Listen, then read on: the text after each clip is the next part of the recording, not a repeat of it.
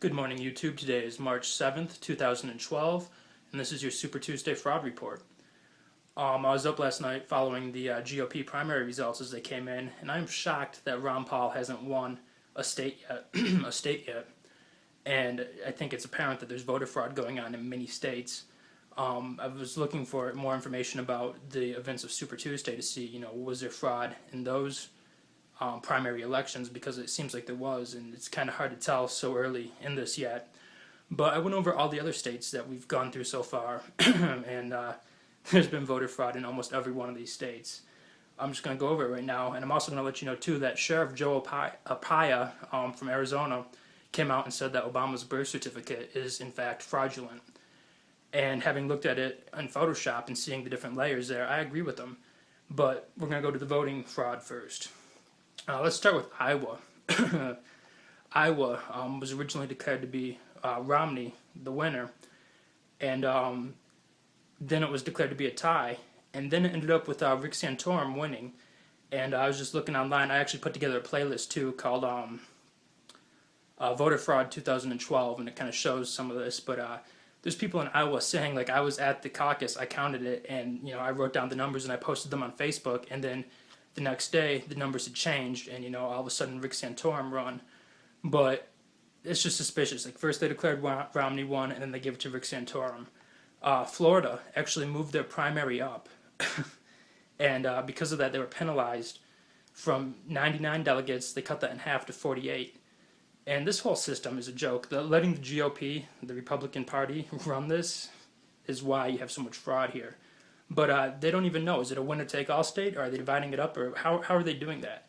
So that's something, too, that's real suspicious. But Nevada, it took them 2 days to release their vote count. And let's see, there's YouTube footage on that playlist of them turning away voters, and also people really pissed off because they went to count the votes behind closed doors. And you can see it on that playlist, but there was obviously something fishy going on there. And there were many precincts that had more ballots cast than they had voters. How did that happen? That's fraud, and it needs to be investigated. Let's see here. Missouri held their primary, but they're now holding another caucus, so they don't even know what they're doing there. And that just shows, this whole GOP running the primary is totally screwed up. And, it lets these fools kind of have their own little show here, where we really should be having them debate people, independents such as Rocky Anderson and even Barack Obama. I'd like to see Dennis Kucinich and Howard Dean. There's people who aren't in the Republican Party who I feel like are not happy with Obama, and I don't like how we just give them a free ride to be like, well, only the people that are down with the GOP are going to be able to be in these debates and go up against them, and we're going to pick one person who's going to actually go toe-to-toe with Obama. And if Obama was there to actually debate these people at all the Republican debates, and if they had independents such as Rocky Anderson and even some of the Democrats who have ran before at these debates, you'd see a lot more exchange of ideas and more, questioning, it'd be more interesting. And instead we just have a bunch of clowns, sucking up to Israel and whatnot. But let's keep going. Missouri, are we holding the caucus, so the primary didn't count? That's goofy. Maine, a really goofy state. Charlie Webster is the GOP chairman up there, and he declared Romney the winner, even though he was only 194 votes over Ron Paul. And they didn't even count a lot of counties out there. Washington County had a snow day, so they didn't have the election. They said they were going to move it back a week, and now Charlie Webster is saying, no, you're too late, it doesn't count, we're just ignoring that county. And 4 years ago, Ron Paul carried that county. What does that tell you? Waldo County, no votes. Look at Belfast, look at Belmont, look at Brooks. They have zeros for their vote totals. And this Charlie Webster guy, GOP chairman, is cool with that? Oh my God, you guys are fucking this up. Waterville also had no votes. And Doug Weed, Ron Paul campaign senior advisor, said Romney supporters are the ones that are canceling the votes in these areas. And they're doing it specifically in areas where Ron Paul is expected to win, and he's favored it. So it's like, what's really going on here? This is fraudulent, and I don't like the GOP clowns running this, but we'll see what happens here.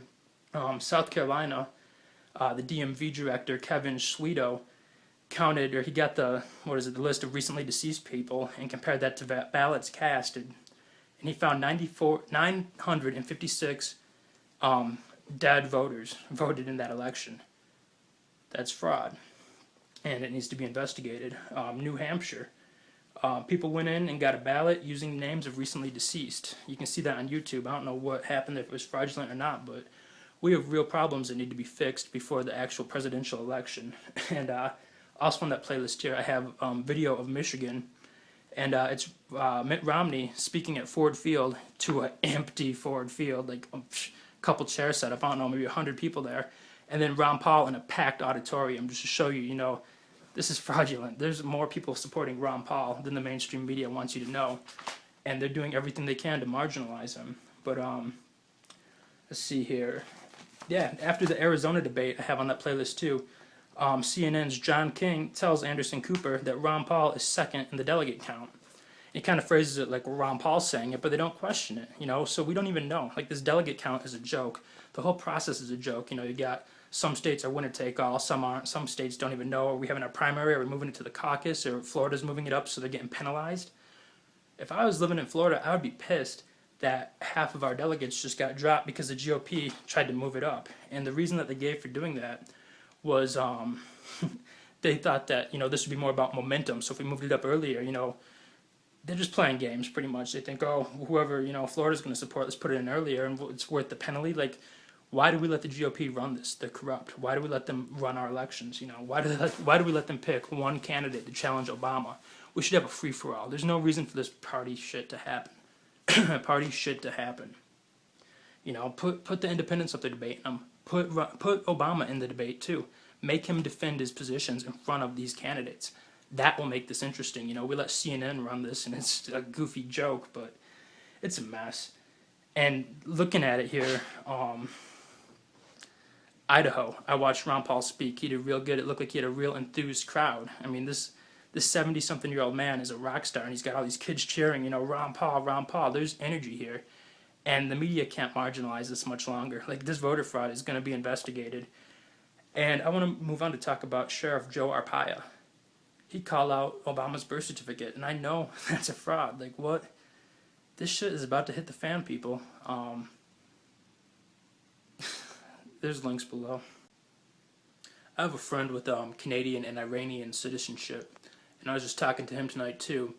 And he's all, oh, I kind of hope Obama wins now. It looks like voter fraud with this Ron Paul, and it's a shame that they're not letting, the people really decide here, because, everybody wants Ron Paul to win. We don't want to see a war in Iran.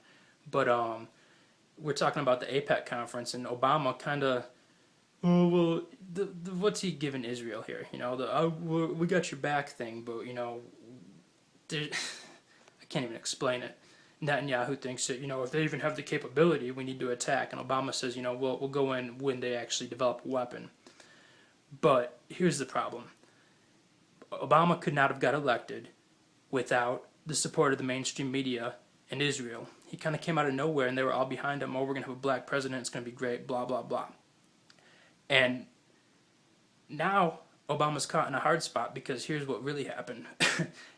The Zionists knew if they get Obama elected with this fake birth certificate, they have him on a leash this whole time, because if he fucks up, we're going to release his birth certificate. And who knows what the American people are going to do once they figure out he's a fraud. I've been reading comments on YouTube, and it's bringing out racist assholes who want him in a zoo or who want him shot or something like that.